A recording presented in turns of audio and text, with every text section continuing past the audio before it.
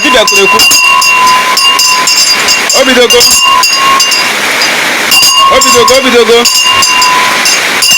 Mire bidogo.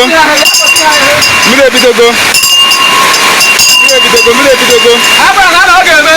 Dibia idogo. Abraham ogeme. Yakoba.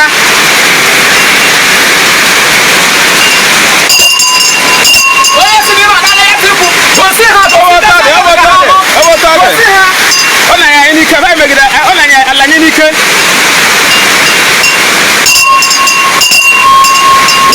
Yabagu. Abraham ogeme. Lepe ya na mri. Life and direct. Oh, but I am unique. I am unique. I am unique with 30% tanya. I get one at Libya.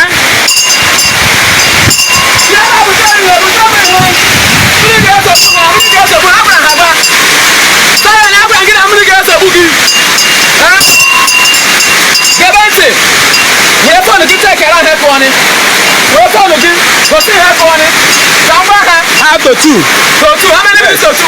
For 5 minutes to 2. 5 minutes to 2. Today day turning in. Today is 8. October 8. Unu me call John ha. I get in ha trota. Ọwọ́tade. Oh na go. Ya na ere. Ọwọ́tade. Obodo Chineke no nyere na. Yes. Anapa mmadụ hie. Anapa mi hie mmanike. Ọwọ́tade. This morning, say after protest. Anyway, go court. Ọwọ́tade.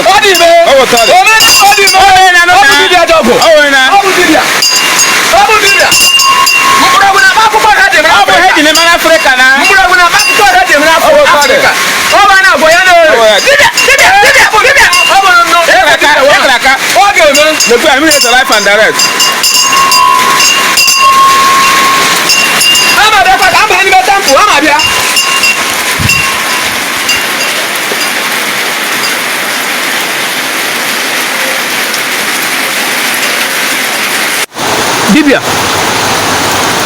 Dibia na ikureku na mmiri ga-ezo ha na-awụ today on Wednesday October 8 esi immediately ndị protest lọrọ na mmiri ebido kwa ahụ ha na-awụ almost to 3 ihe na-awụ 2:31 October 8 bi Wednesday ndị protest gara na watchele mmiri zone o na dibia ikureku na immediately ndị protest lọrọ na mmiri ebido na wow ndị Saga na aṅụjula mmiri ahụ Jesus lee ya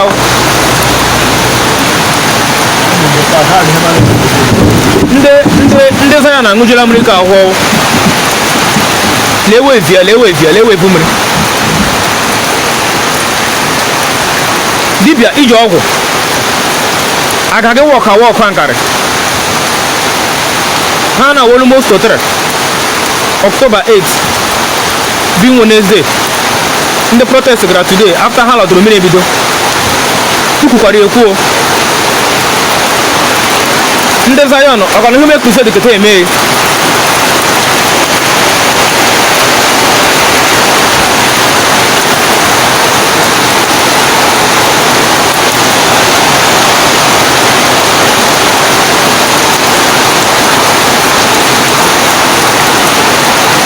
ihu wee egwu mmiri ihu na kpọọ ya asọ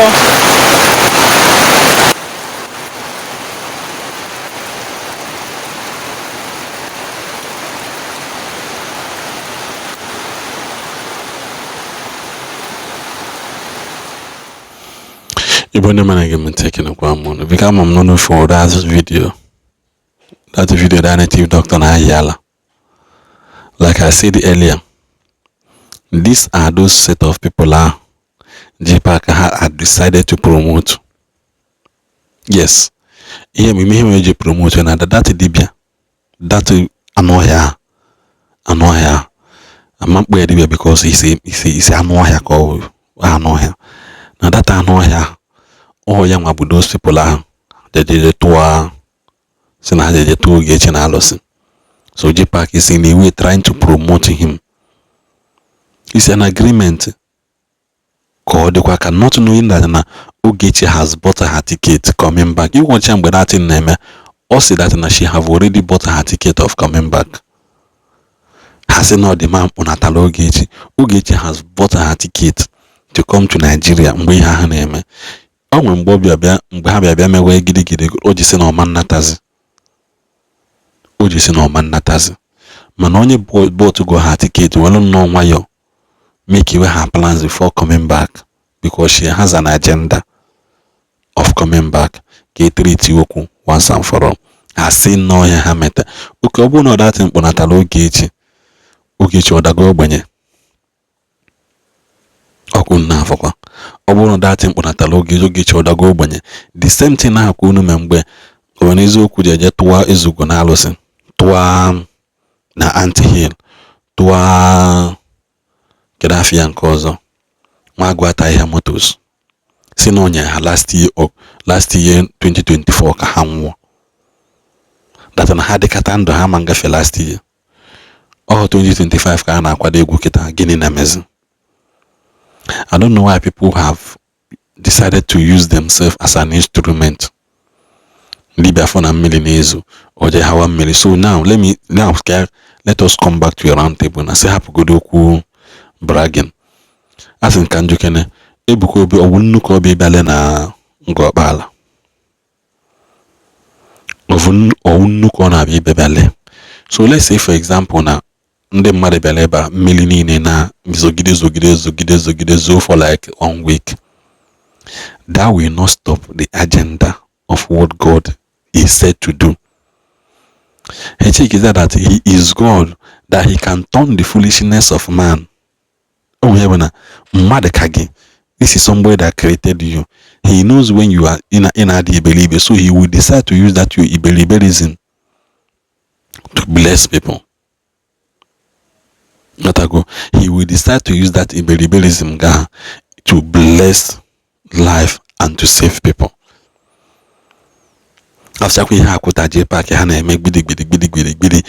there is a write-up shows that na JPAC hamonya. So in order for them, even in a same country, let me say for example, this man megili hanu maketa onwe katonda si we gba biririm gbogbu mmadu mana chukwu ekwekwana. Do you know that this man will be arrested?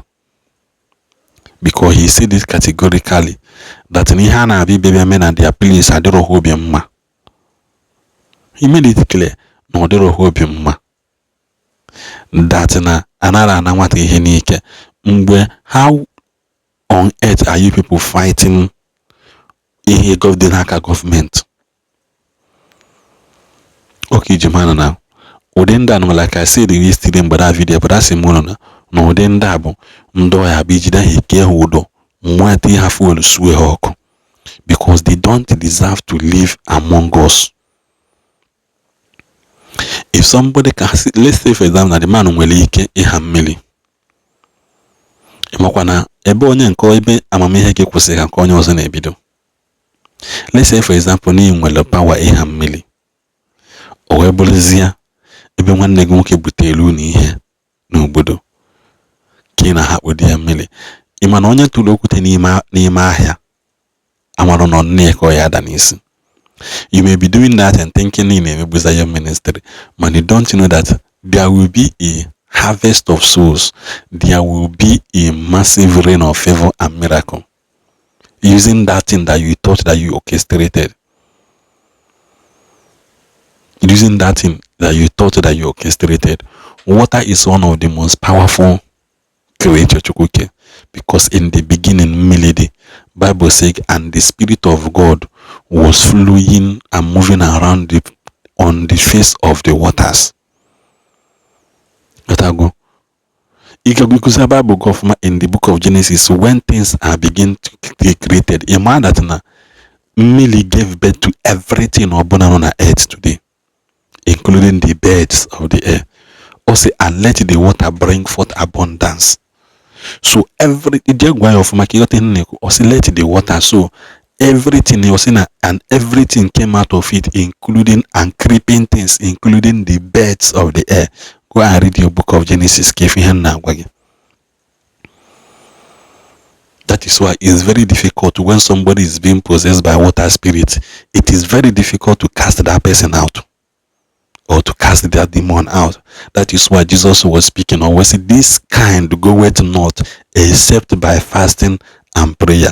There are so many laws to approach all these things.